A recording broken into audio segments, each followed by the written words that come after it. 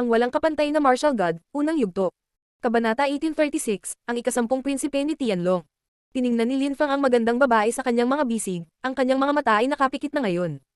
Siya ay patay na, hindi man lang masaya si Lin Fang, nakaramdam siya ng labis na kalungkutan sa mga pangyayaring ito. Nagkakilala sila sa Zuyu. Noon, napakabata pa nila. Iba't ibang landas ang kanilang pinili.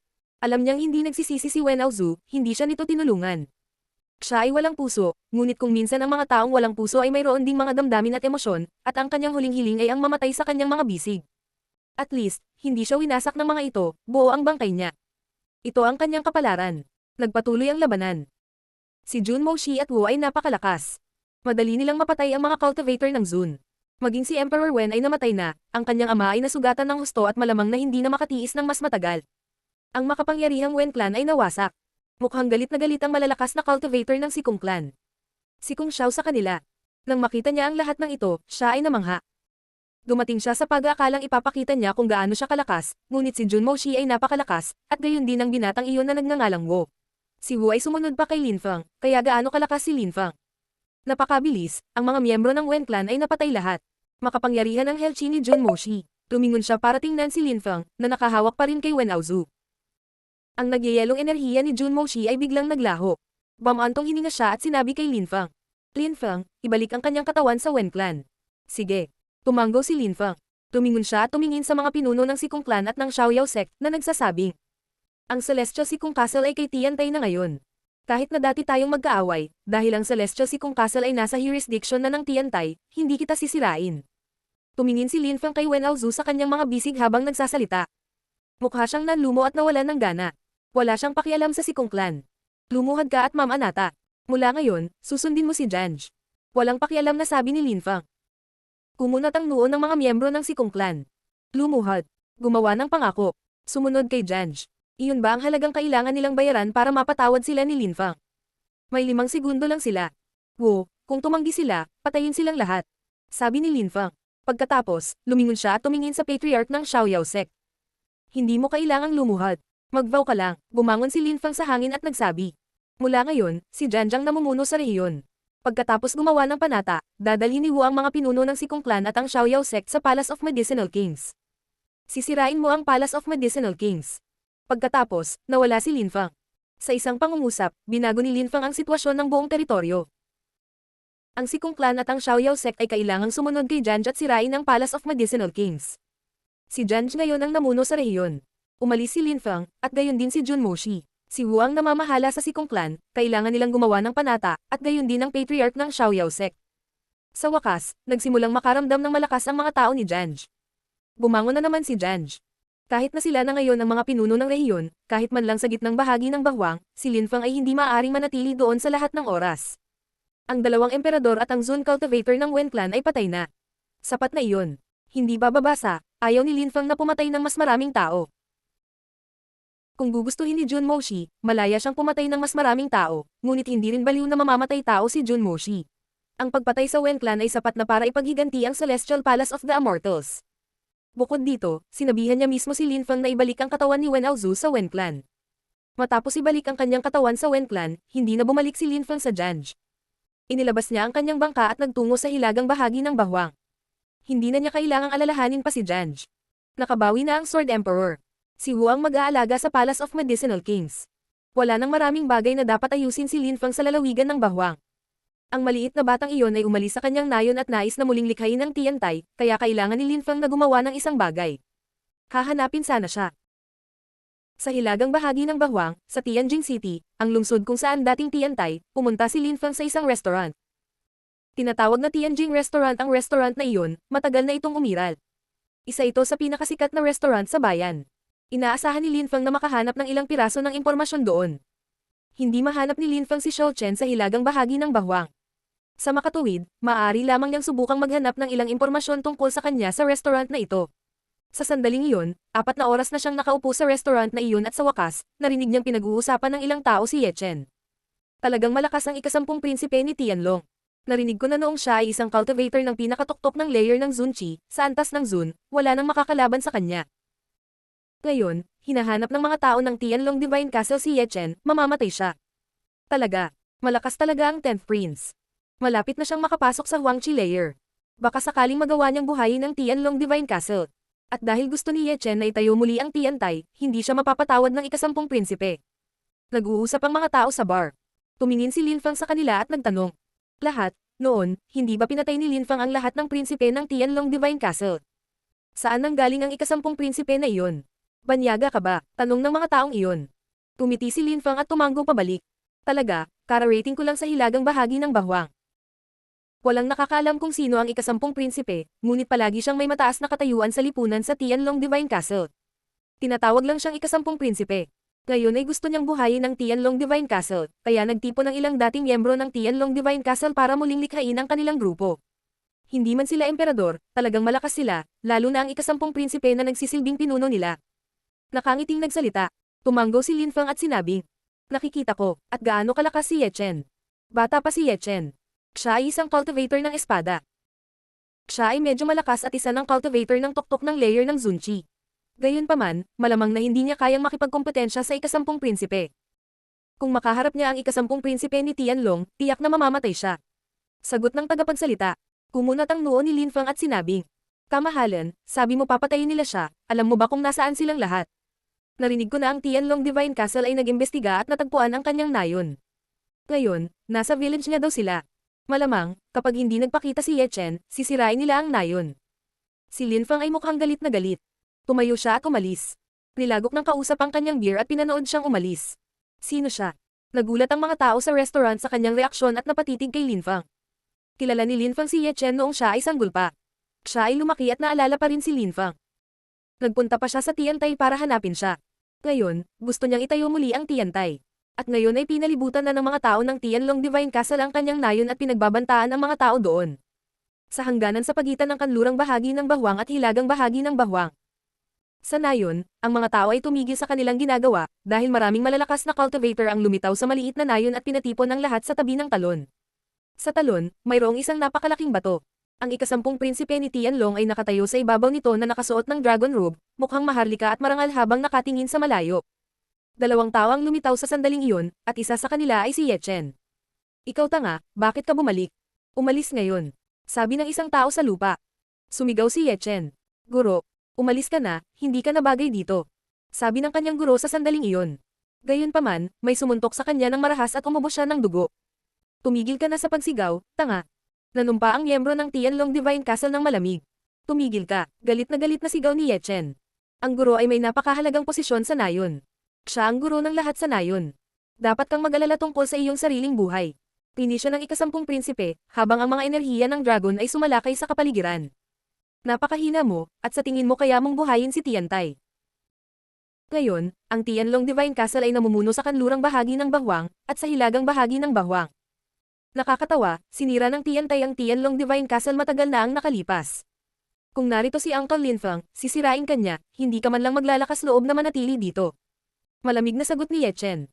Tito Lin Fang. Nakakatawa. Kailan mo nakilala si Lin Fang? Sa kasamaang palad, huli na akong isinilang, kung isinilang ako ilang taon na ang nakaraan, hindi na sana mangangahas si Lin Fang na kumilos ng mayabang sa bahwang. Sagot ng ikasampung prinsipe, nagpakawalo ng isang makapangyarihang hayop na chi. Lumitaw ang mga kaliskis ng dragon sa kanyang katawan. Mayroon siyang kakayahan sa pagbabagong anyo ng dragon ng Tianlong Divine Castle. Pinatay ni Uncle Lin Fang ang siyam na iba pang prinsipe. Kung narito siya, hindi ka maglalakas loob na kumilos ng mayabang. Natatawang sabi ni Ye Chen, malamig na ngumiti. Kahit narito siya ngayon, papatayin ko siya. Galit na galit at malakas na sumumpa ang ikasampung prinsipe. Pinalibutan ng kanyang bestial na chi si Ye Chen. Ganoon ba, sabi ng isa pang boses ng sandaling iyon. Kumunat ang noo ng ikasampung prinsipe at inilibot ang tingin sa paligid. Sino ang kausap niya? Ang walang kapantay na martial god, unang yugto. Kabanata 1837, unang alagad. Sino ang mayabang na iyon? Laming-galinga ang ikasampung prinsipe, ngunit wala siyang nakitang sinuman. Nagkaroon ng paginog ng hangin, at may lumitaw sa harap ng ikasampung prinsipe. Nang makita siya ni Ye Chen at Yezu, natulala sila. Tito Lin Fang. Sigaw ni Ye Chen, nakangiti ng malawak. Naaalala niya noong bata pa siya at dumalaw si Lin Fang. Hindi niya naaalala ang lahat, ngunit naalala niyang binago ni Lin Fang ang kanyang buhay. Si Uncle Lin Fang ay hindi nagbago. Lin Fang. Bulalas ni Yezu. Nakakagulat, nagpakita siya sa perpektong sandali, tulad ng huling pagkakataon. Nang makita ng guro si Lin Fang, natulala siya. Nagkaroon na naman sila ng pag-asa. Sino ka? Tanong ng ikasampung prinsipe, naningkit ang mga mata. Isa itong cultivator ng tuktok ng layer ng Zunchi, tulad niya. Sinabi mo na kapag nagpakita ako, papatayin mo ako. Mahinahong sabi ni Linfang. Ang ikasampung prinsipe ay tumingin kay Linfang ng kakaiba. Tinitigan ng ikasampung prinsipe si Linfang. Si Linfang ay sikat na sikat noon sa rehiyon, at ngayon ay narito na siya.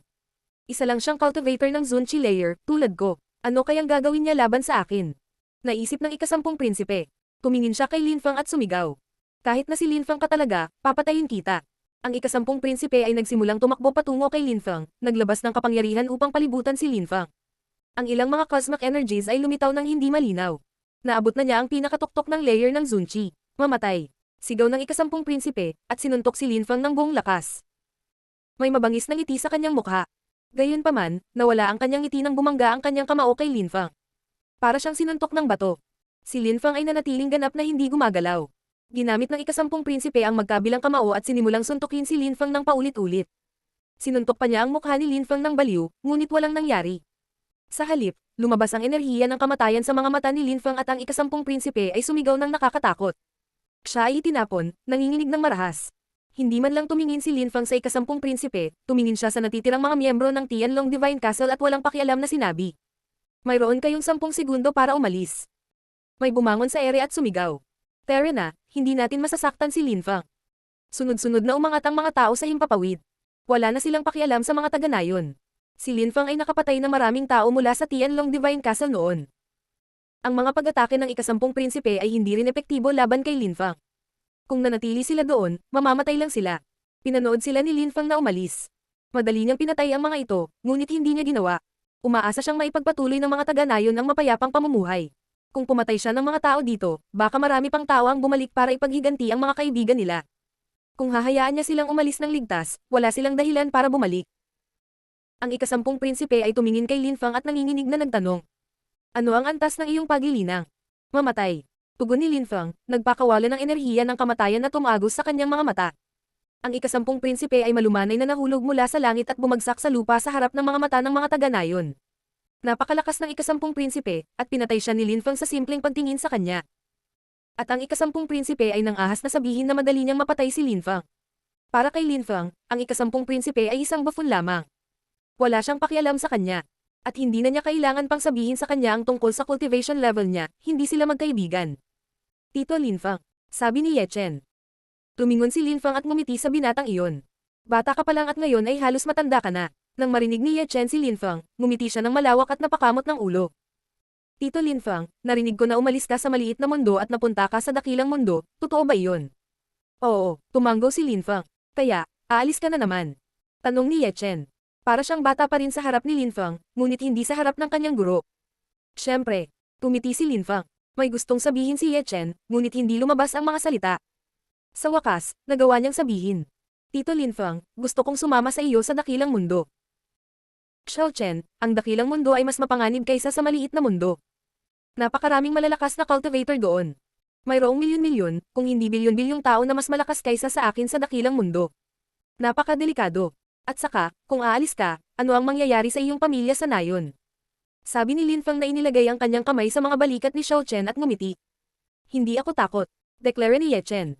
Tumingin siya sa mga tao at ngumiti. Guro, Lolo Wang, Lola Gao, mga tito at tiya, sinusuportahan niyo ako, gusto niyo akong pumunta sa dakilang mundo, tama ba? Xiao Chen, pwede ka nang umalis. Ikaw ang pinakamalakas na cultivator ng nayon. Halatang hindi kami umaasa na mananatili ka sa nayon magpakailanman. Maaari kang bumalik minsan. Tama na. Huwag kang tumulad sa akin, nananatili rito para magturo ng paglilinang sa mga bata. Sabi ng guro, pwede ka nang umalis, anak. Lahat ng mga matatanda sa nayon ay nagsalita. Pumunta at galugarin ang mahusay na mundo. Kapag may oras ka, bumalik ka at sabihin sa amin ang tungkol dito. Sige. Sang-ayon ni Xiao Chen, masayang tumanggo. Pagkatapos ay nangako siya. Kapag naging malakas ako, babalik ako at tutulungan kayong magkaroon ng mahaba at maligayang buhay. Tahimik na pinagmamasdan siya ni Linfang at bamantong hininga. Sa mundo ng paglilinang, bihira ang mga taong tulad ni Xiao Chen. Siya ay isang cultivator ng tuktok ng layer ng Zunchi at napanatili niya ang puso ng isang bata. Iyon marahil ang dahilan kung bakit siya naging napakalakas. Ako na ang bahala kay Xiao Chen. Nangako si Yezu sa karamihan. Nang mga sandaling iyon ay nasa harapan na silang tatlo ng mga taga-nayon. Tita, ako dapat ang mag-aalaga sa iyo.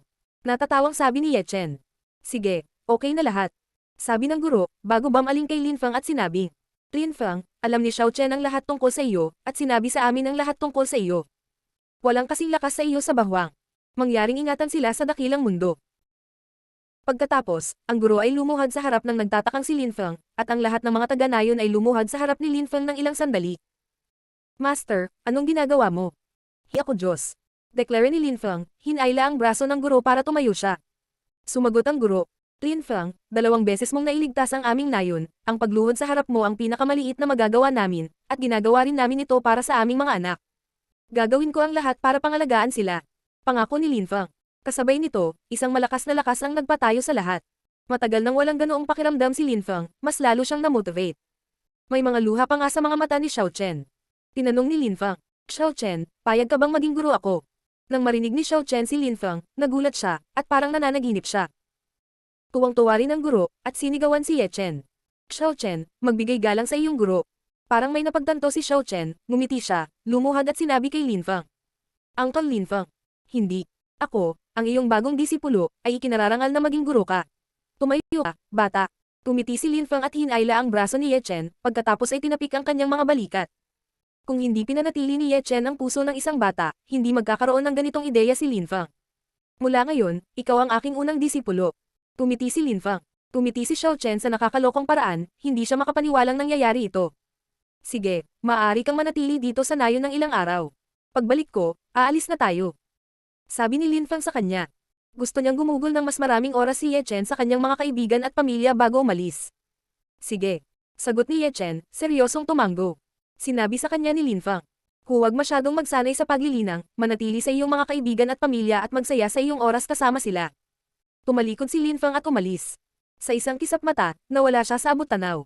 Naikuyom ni Ye Chen ang kanyang mga kamao habang pinapanood ang kanyang guro na umalis.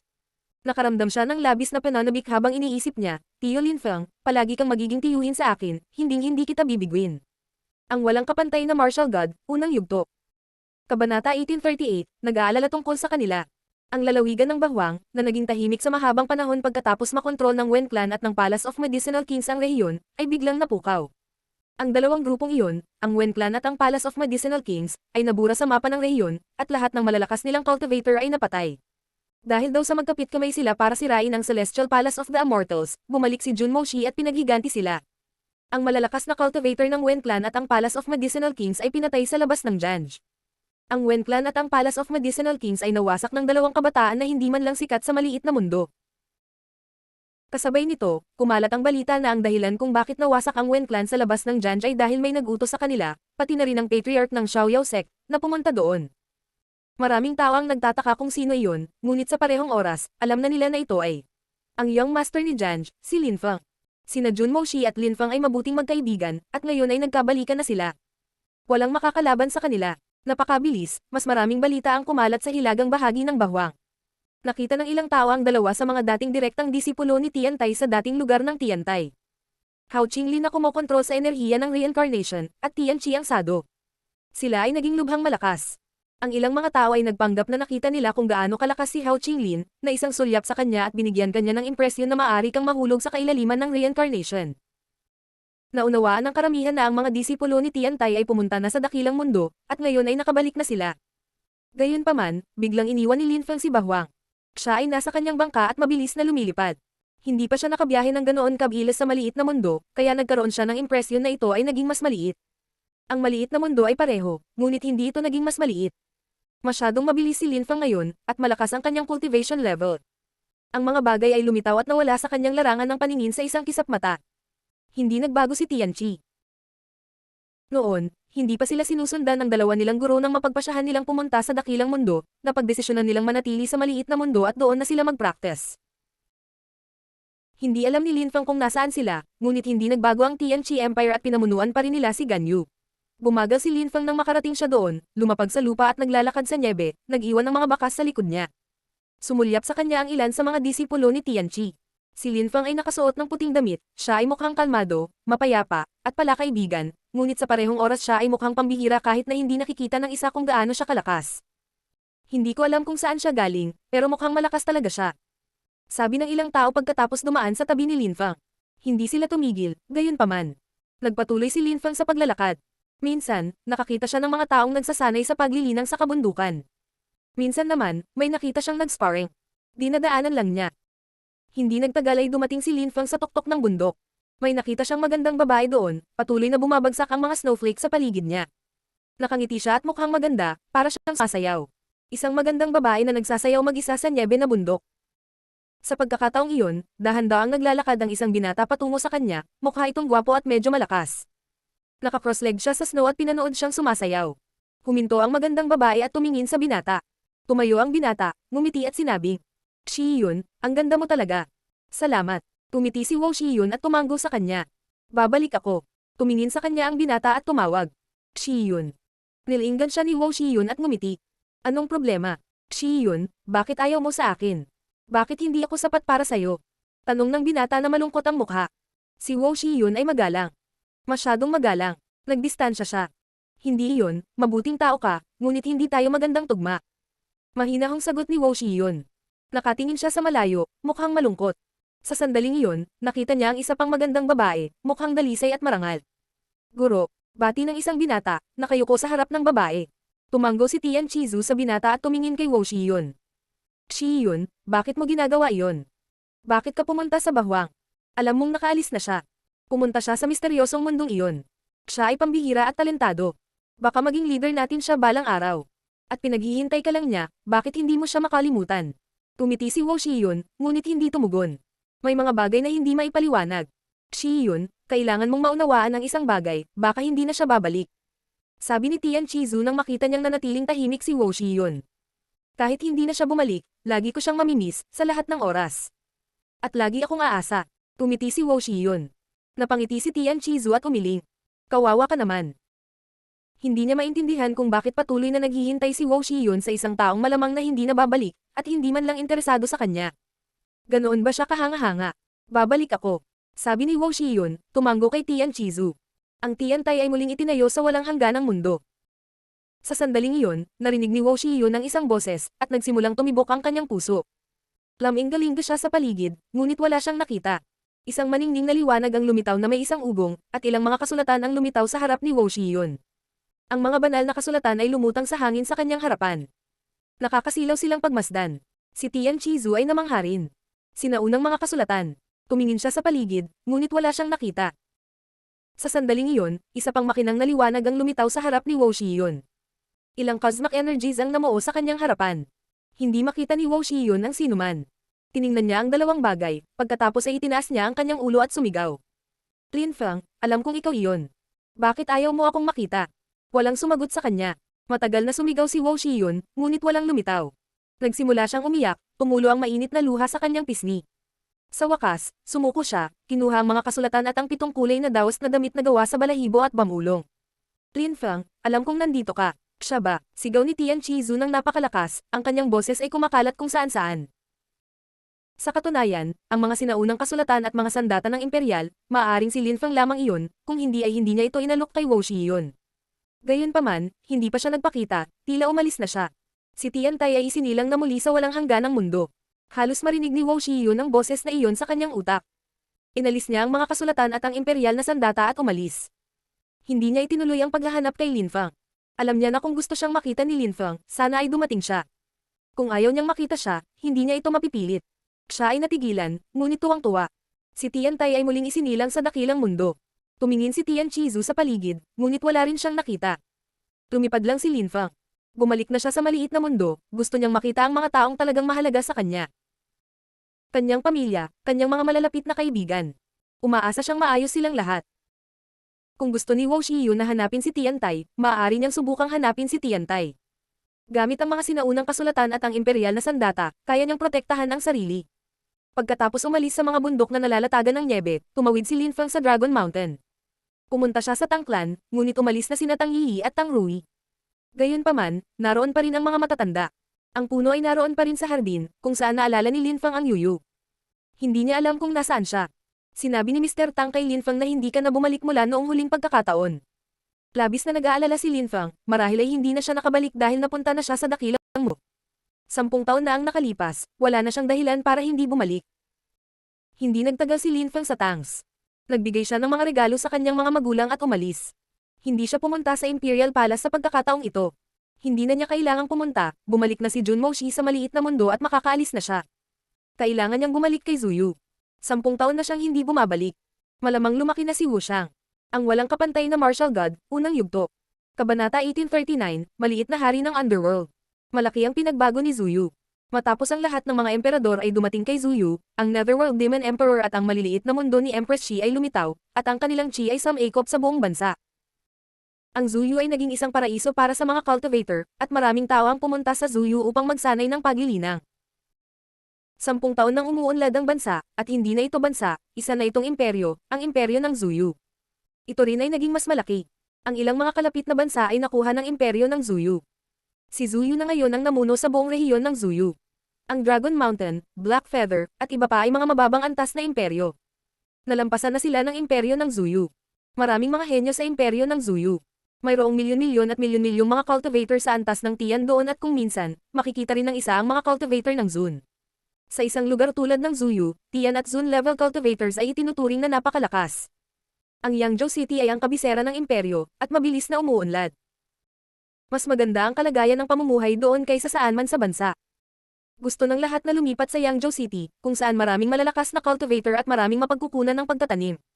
Mayaman ang mga tao doon.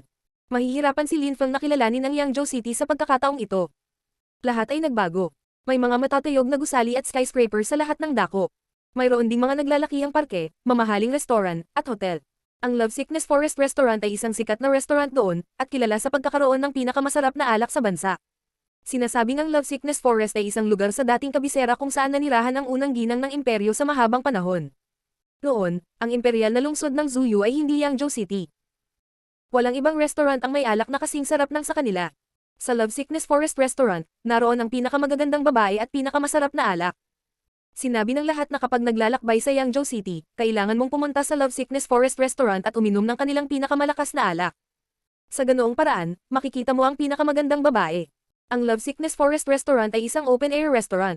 Ito ay hindi malago o maluho, ngunit ang mga dekorasyon ay mainam at ang lugar ay medyo maluwang. Mayroong maraming mga pavilion ng mga tao na umiinom ng lahat ng uri ng matapang na alak. Ang mga magagandang babae ay sumasayaw dito at doon.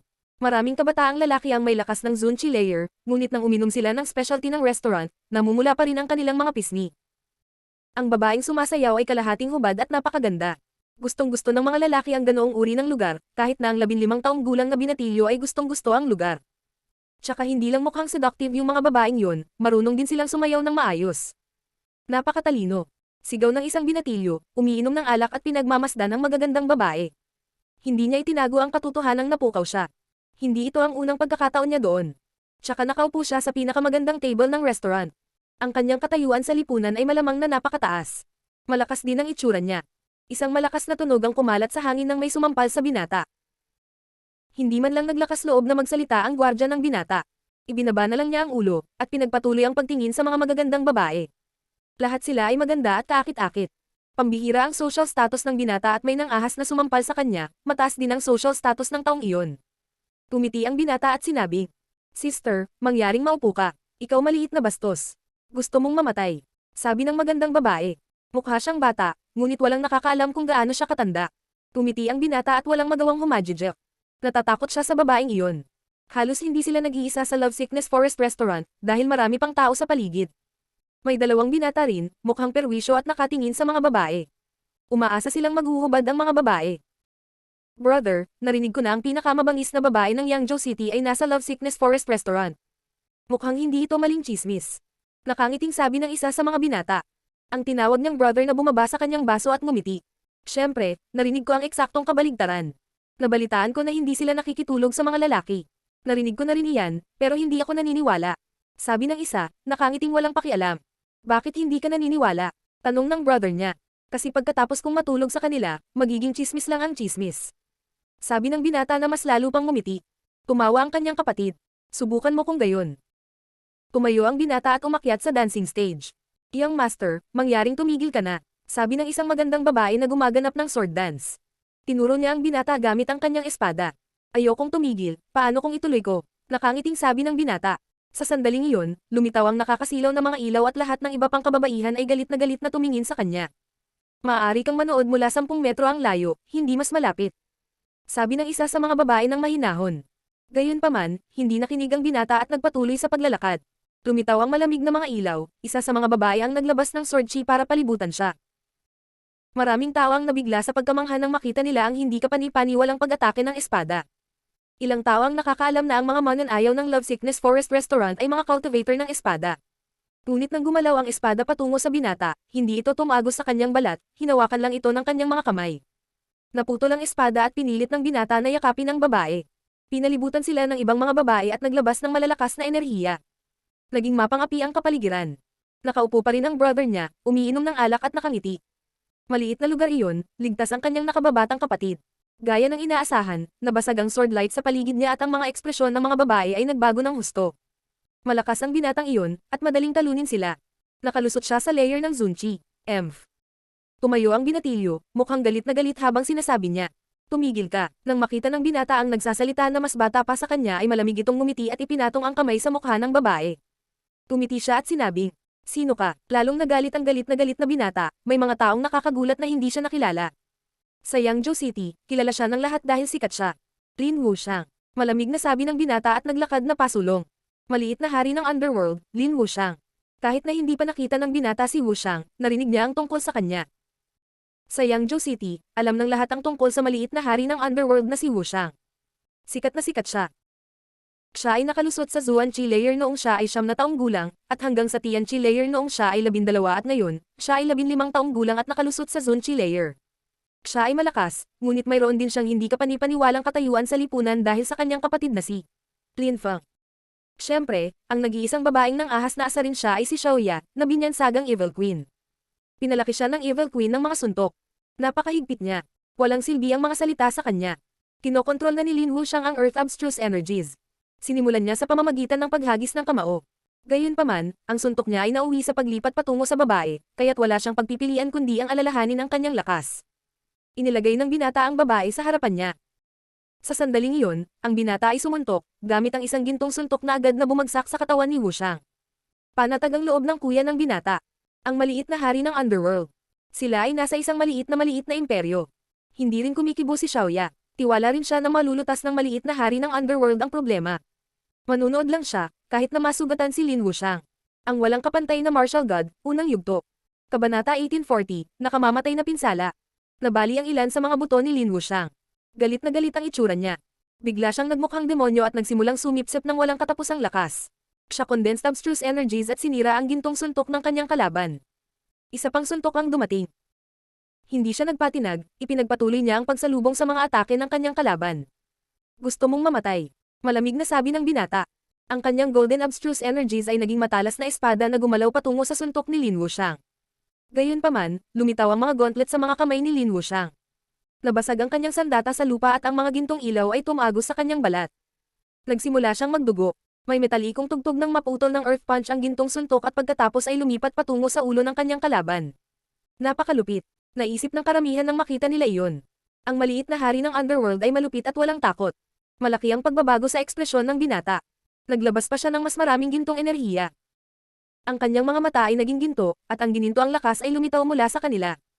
Asar, asar. Galit na galit niyang sigaw.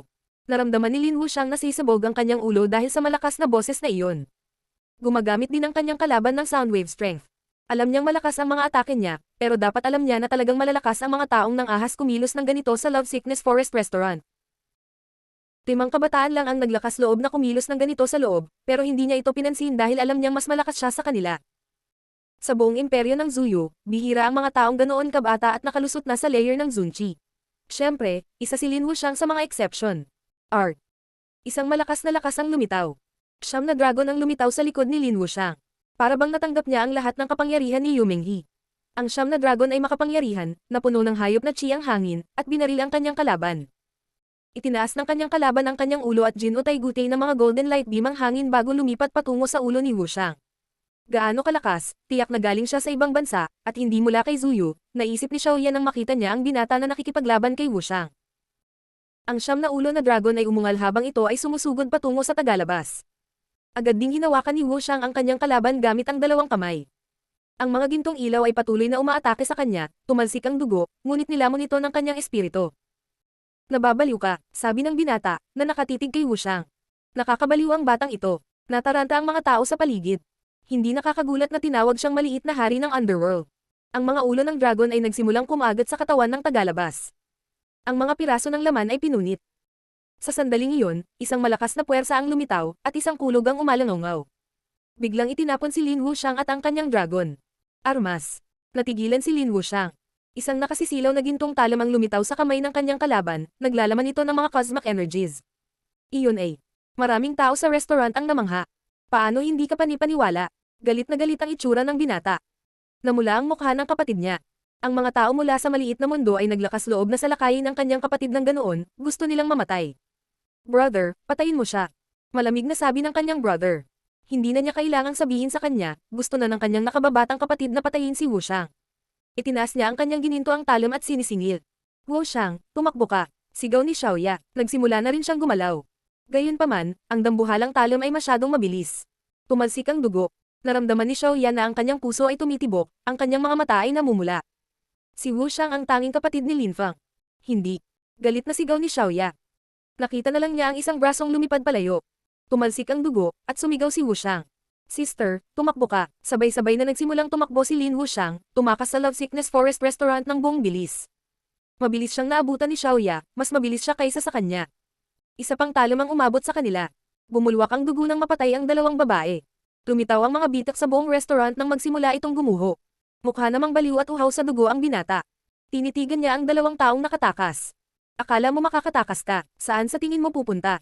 Ang lakas ng loob mong hawakan ako, mamamatay ka. Sigaw ng binata, pinakawalan pa si Chi. Tumibok ang puso ng mga tao. Nakakatakot na labanan. Saan galing ang taong ito? Bakit siya pumunta kay Zuyu? May mga armas pa siya. Walang makakalaban sa kanya. Sino ang lalaking iyon? Naglakas loob pa siyang subukang patayin si Wushang. Naisip ng nayayanig na karamihan. Lumipat sa tabi niya ang nakatatandang kapatid ng binata at nagtanong. Hindi ka naman nasaktan, di ba? Nasugatan lang ako. Malamig na tugon ng binata. Duguan siya, at mukhang mabangis. Brother, papatayin ko talaga sila. Patayin mo sila, pumunta tayo dito dahil sa mga makasaysayang vestiges ng Netherworld Demon Emperor at Empress Shi. At nagkataon, may nadatnan kaming nagtatrabaho sa lokal na pamahalaan. Mapapatay natin siya. Walang pakialam na sabi ng brother. Parang ang dali nung sinabi niya yun. Pareho silang may imperial na sandata at nasa isang maliit na imperyo. Para silang mga hari dito. Si Wushang at Xiaoya ay bumalik sa imperial na palasyo ng Yangzhou City. Nagdudugo sila. Napatingin ang lahat sa mga sugat ni Wushang. Namutla ang kanilang mga mukha. Sino ang gumawa niyan? Xiaoya, anong nangyayari? Lahat ay nagtatanong. Mahal ng lahat si Wushang sa palasyo ng imperial, at ngayon ay may pumutol sa isang braso niya. Galit na galit sila. Lahat ay pumunta sa deployment spell. Mamaya na natin pag-usapan. Sabi Xiaoya, lahat ay natulala. Ano ang nangyari? Mukhang natakot si Xiaoya. Wushang, bakit hindi mo gamitin ang iyong dugo para gumaling? Hindi ako makarecover. May gumamit ng sandata na may cosmic energies para putulin ito. Masyadong malubha ang pinsala. Malamig na sabi ni Wushang. Isang sandata na may cosmic energies. Natigilan ng lahat at hinatak ang mahabang mukha. Sino ang may imperial na armas? Isang napakataas na antas ng imperial na sandata. Makapangyarihan ng kalaban. Sabi Xiaoya, dinala niya si Wushang sa maliit na mundo. Ang mga taong iyon ay dapat mula sa dakilang mundo, hindi sila maaaring mula sa isang ordinaryong grupo. Ang mga taong may ganoong armas ay mula sa mga makapangyarihang pamilya. Hiniling ni Xiaoya na sana naroon si Linfang. Kahit na maraming malalakas na cultivator ang nagpoprotekta sa palasyo, sila ay mga cultivator lamang ng tuktok ng layer ng Zunchi. Hindi nila kayang labanan ang mga taong may mga armas ng imperial. Kung susundan sila ng kanilang mga kaaway dito, maaaring mabilis na lumala ang sitwasyon. Xiaoya, anong nangyayari? Tanong ni Linhai. Dumating siya at nakitang naputol ang isang braso ni Wushang. Siya ay namangha, at labis na nalungkot. Sino ang pumutol sa braso ng kanyang anak? Tito Lin, nakatagpo kami ng ilang makapangyarihang tao. Pumunta at ipaalam sa lahat mangyari. Dapat tayong maghanda para tumakas. Sabi ni Xiaoya kay Linhai. Si Linhai ay natulala. May mga taong nang ahas na saktan ng kanilang pamilya sa imperyo ng Zuyu. Pero dahil ganyan magsalita si Xiaoya, seryoso na. Kailangan nilang mag-react ng mabilis. At saka, si Lin Wushang ay nasugatan ng husto, maaaring mamatay siya sa kanyang mga pinsala. Wushang, magiging okay ka ba? Tanong ni Linhai kay Wushang. Uncle Lin, wala itong anumang bagay na walang lunas. Sambit ni Xiaoya, sumagot lang si Linhai. Sige, umatras muna tayo. Ipapaalam ko sa dalawang malalakas na cultivator ng Janj.